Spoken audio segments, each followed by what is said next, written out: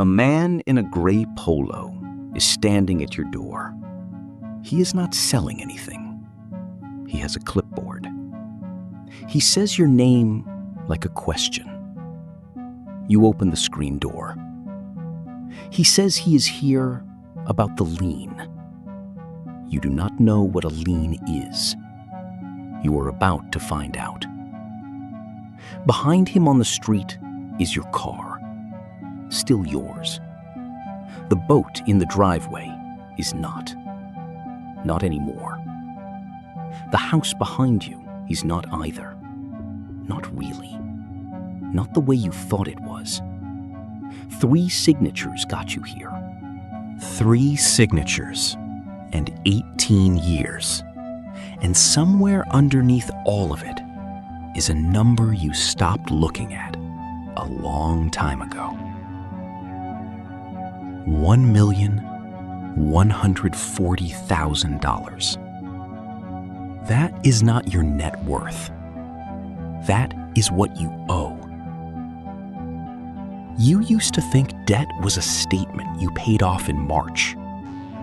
You did not know debt was a place you could move into and quietly never leave. But you did not start here. Nobody starts here. You started exactly where everyone starts. At 0. The first rule: debt does not arrive as a number. It arrives as a feeling. Relief. That is the disguise it wears the longest. Level 1, age 22, $0. Graduation day. You owe nobody anything. Your diploma is still warm from the printer. Your bank account has $340 in it. And for the first time in your life, that $340 is entirely yours. No balance waiting on the first of the month. No number sitting underneath this one. You feel lighter than you have ever felt. You mistake that feeling for safety. It is not safety. It is just the absence of weight. And absence and safety are not the same thing. The apartment problem. You go to rent your first apartment. A leasing agent runs your credit. She frowns at the screen. She says, you have no file, no history, no score. 0 is not good. 0 is invisible. You need a guarantor. Your father signs. You stand in the office at 22 years old, feeling like a kid who needed help crossing the street. Freedom and dependence, sitting in the same chair. The envelope. 3 weeks later, an envelope arrives. Your name printed in silver ink. Congratulations. You are approved. $2,000 limit. 21% interest. You do not read the second number. You read the first one. You feel something the envelope was designed to make you feel. You are not chosen. You are a demographic. You do not know it yet, but the paper in your hand is the first brick in a building you have not designed and will not see the shape of for another 18 years. Level 2, age 24, $4,300. First credit cards. 2 years in. Entry-level job. $41,000 a year. The card gets used for things that feel responsible. An interview suit. A flat tire on a Wednesday morning. A flight home for your grandmother's funeral. none of it feels reckless. It feels like a tool, doing exactly what it was built to do. You pay the balance most months, except the months you cannot. And when you cannot, you pay the minimum. $95. The statement shows your balance is $4,300. It also shows something else. A small line of gray text at the bottom. The part nobody reads. If you make only the minimum payment, you will pay off this balance in 11 years. Total interest paid, $6,200. You owe $4,300. You will pay $10,500 for it. You do not read that line. Not yet. Tyler sits 2 desks over from you at the office. Same salary, same age. Tyler has 4 cards. Tyler has a leased Charger in the parking lot. Black, loud, $610 a month. Tyler says credit is not real money. It is just a number that resets. You laugh. You do not fully believe him, but some part of you wants to. The second rule: the minimum payment is not a payment. It is a subscription to staying exactly where you are.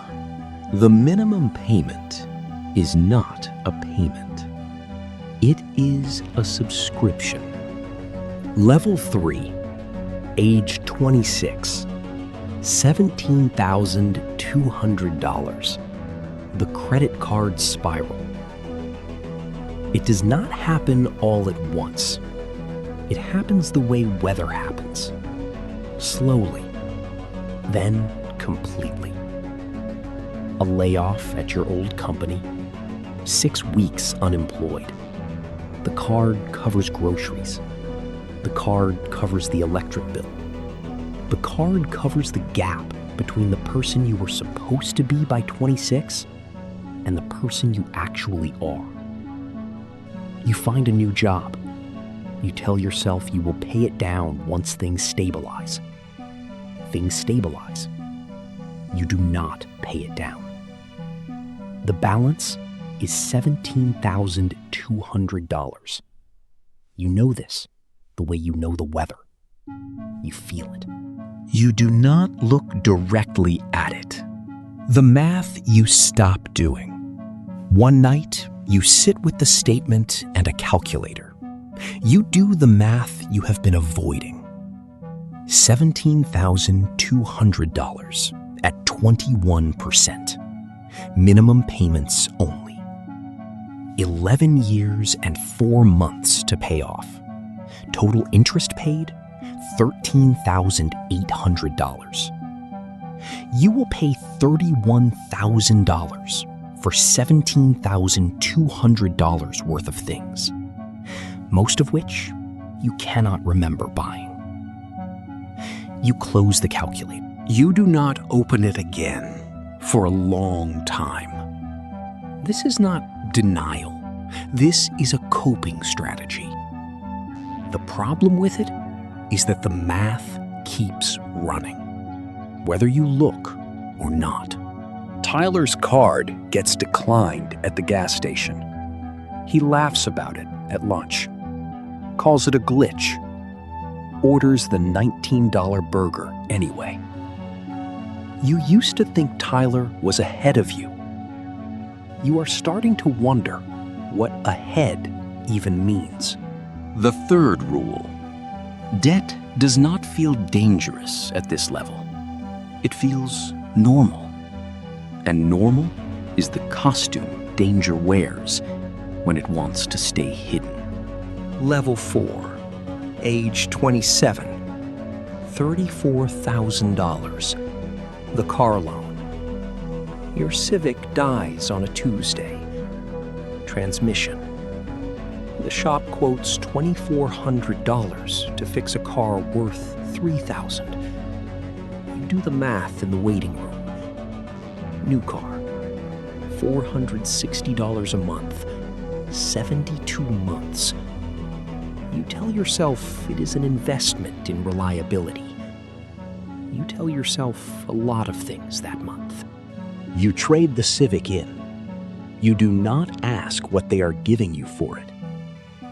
Later, you find out. $900. The difference between the Civic's value and the new loan gets rolled in, quietly. A number you will carry with you for 6 years. The new loan is $28,400. Combined with the credit cards, you owe $34,000. You do not add them together. Nobody adds them together. That is how it works. Tyler trades the Charger for a truck. Lifted. Black. $61,000. $890 a month for 84 months. You do the math for him in your head.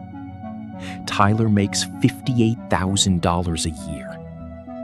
You never tell him the math. He never does it for himself. The fourth rule: a car loan does not feel like debt. It feels like a bill. Bills feel survivable. Debt does not. So you call it a bill and survive it for 72 months. Level 5, age 29, $121,000, student loans. Your manager takes you to lunch. He orders the salmon. You order the same. He says the promotion needs a master's. Not officially, but everyone in that role has one. You think about it for 3 weeks. You apply to a program. 2 years, evenings and weekends. $88,000, combined with your existing undergraduate balance. You do not have $88,000. The loan officer does not ask if you have it. She asks if you want it. You sign 22 pages in a lobby with fluorescent lighting. You do not read most of them. Nobody reads most of them. The number that used to scare you, $17,000 on a credit card, now looks small next to the number you just agreed to. This is how debt grows. Not through recklessness, through comparison. Every new number makes the last one feel manageable. You call your mother that night. She cries. She says her child is getting a master's degree. She does not ask what it costs. You do not tell her. It is not a lie. It is an omission. The kind that lets you both keep feeling proud. The kind you will use more and more as the number gets larger. The fifth rule: the bigger the debt gets, the smaller it feels. A $200 balance keeps you up at night. A $121,000 balance becomes wallpaper. You stop seeing it. It is still there. It just blends into the room. Level 6, age 32, $338,000. The mortgage. You and your partner find a house. 3 bedrooms. A yard. The kind of yard you did not have growing up. The price is $420,000. Standard in 2026. Average across America. not extravagant, just the cost of a house. You put 10% down, $42,000. The rest goes to a 30-year mortgage at 6.33%. The bank approves you for more than you asked. That should be a warning. It does not feel like a warning. It feels like being trusted. You sign at a long table, a stack of paper 4 inches thick. The loan officer keeps saying, "This is a great rate." You do not ask what a great rate means next to a 30-year term. You nod. You are handed keys. The keys feel heavier than they should. You think it is emotion. It is not emotion. It is $338,000 of future payments that you are now holding in your palm. That night, you add it all up for the first time in 3 years. Credit cards, $14,700. Car loan, $19,800. Student loans, $109,000. Mortgage, $338,000. Total, $481,500. You stare at the screen. You close the laptop. You do not run that number again for a very long time. This is not uncommon. Most people never add all 4 columns together. The system does not encourage you to.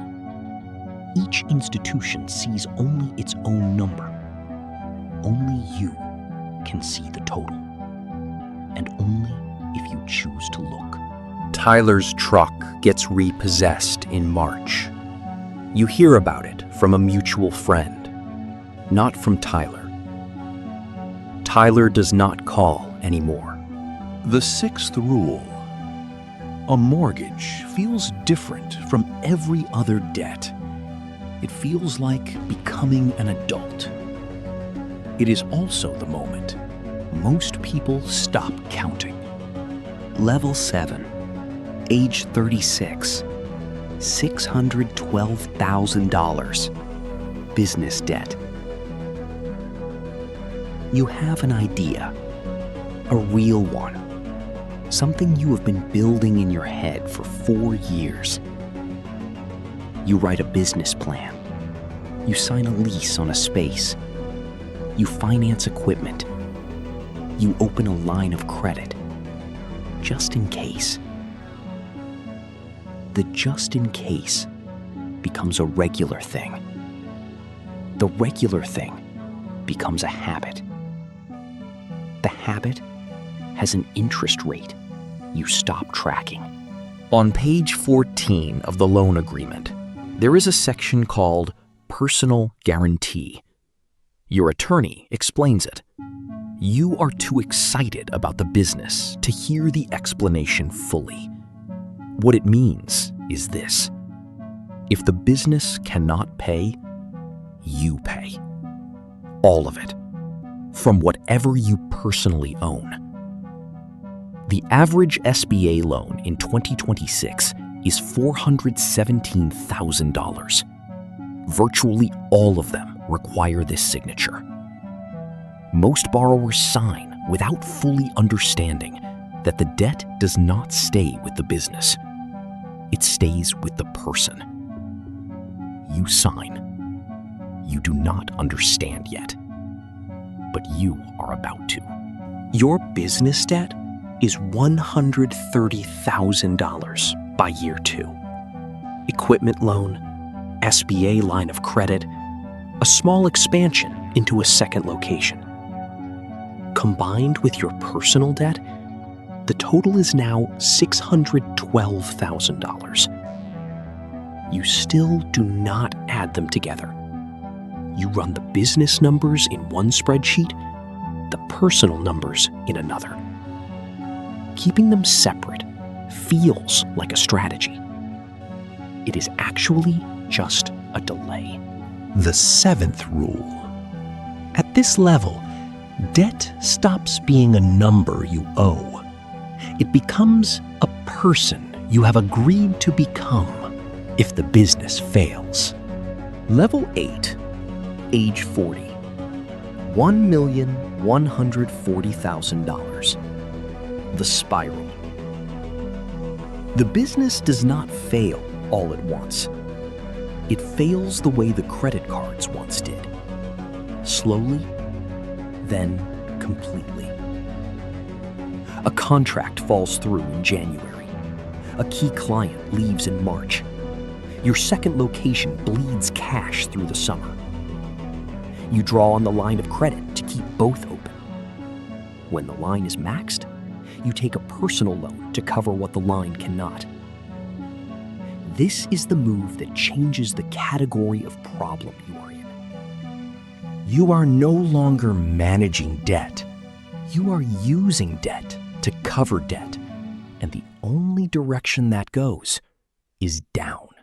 It is 11:47 on a Tuesday night. Your partner is asleep. You sit at the kitchen table with 2 spreadsheets open. You do the thing you have been avoiding for 4 years. You add all the columns together. Credit cards, $31,000. Car loans, $41,000. Student loans, $97,000. Mortgage, $301,000. Business loans, $319,000. Personal guarantee exposure, $351,000. You type the total into the calculator. You hit equals. $1,140,000. You type it again. Same number. You sit there for a long time, not crying, not panicking, just sitting with a number that has been real this whole time. The only thing that changed tonight is that you looked at it. 3 weeks later, a man in a gray polo knocks. He has a clipboard. He says your name like a question. This is the lien. This is where the video began. You stand in the doorway. The boat is in the driveway. The house is behind you. The number is everywhere. You finally understand something nobody told you at 22 when you signed the silver envelope. Debt does not ask you when you are ready. It arrives with a clipboard on a Tuesday, whether you are ready or not. The 8th rule: debt does not collapse your life in one moment. It collapses it in the moment you finally look at the total you have been avoiding.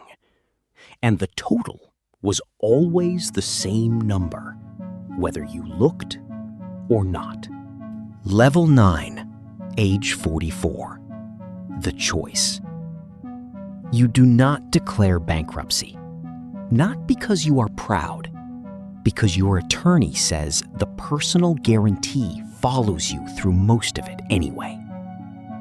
Instead, you do something slower, something with no ceremony, something that does not feel like a plan, but is the only one you have left.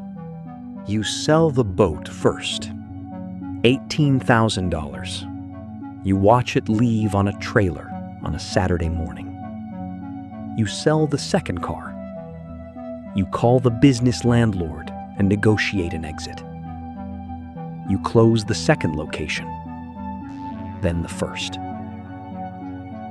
You take a job, not a business, a job, with a salary and a boss, and a badge that says someone else's company.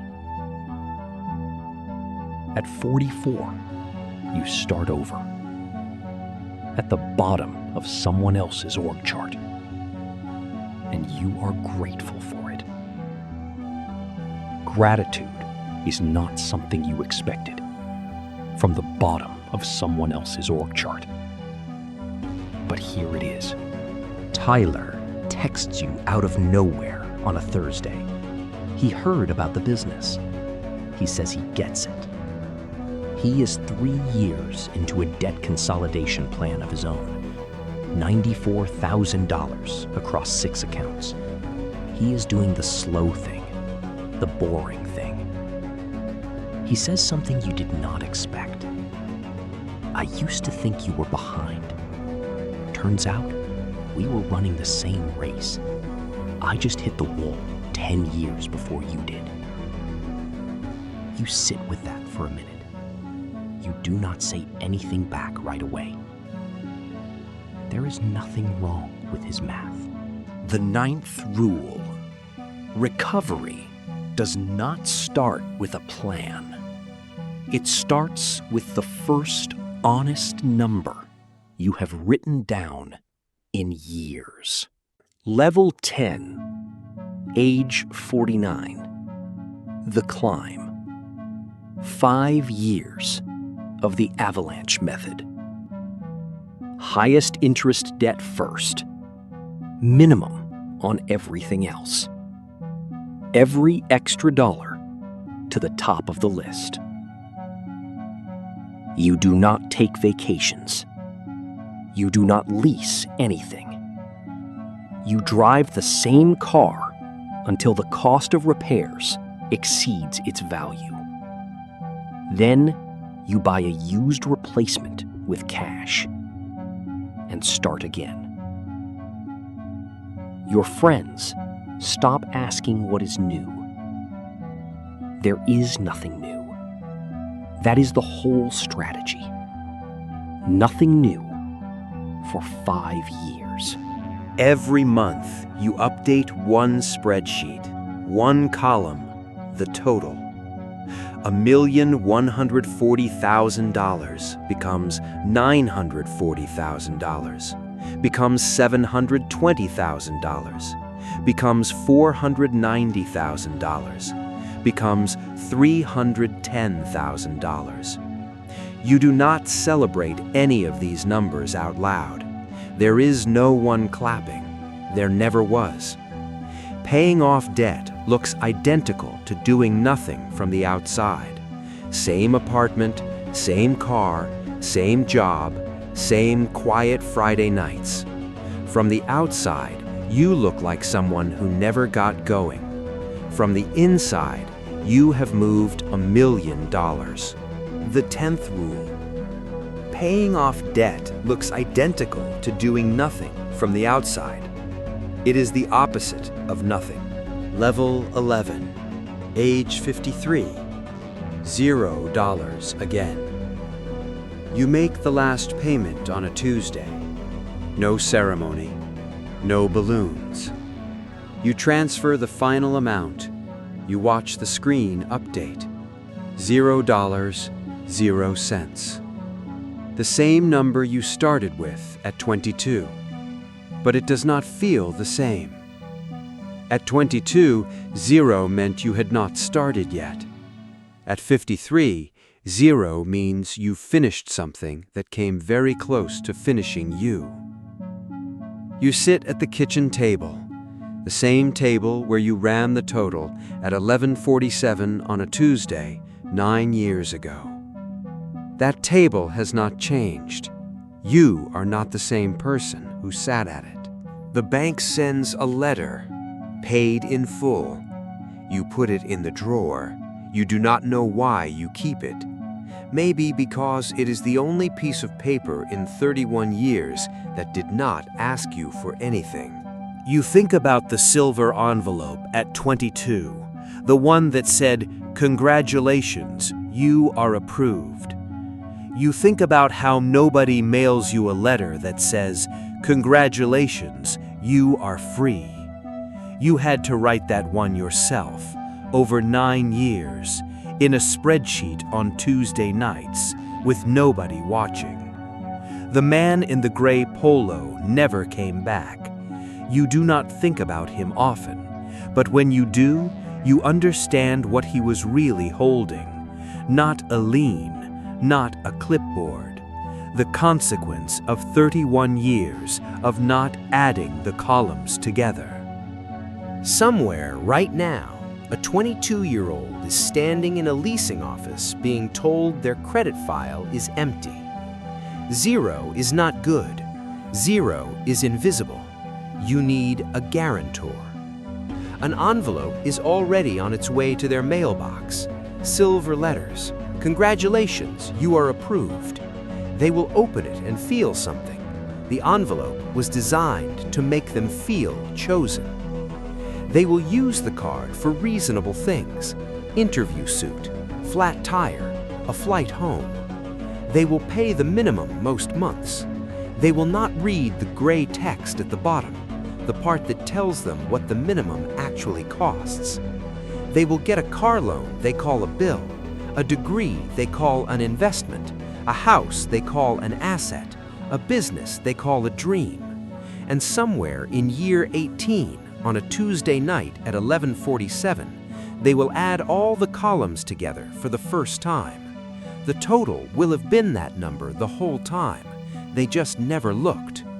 Then, one morning, a man in a gray polo will knock, and the only thing left to decide is whether they start looking today or wait for the clipboard.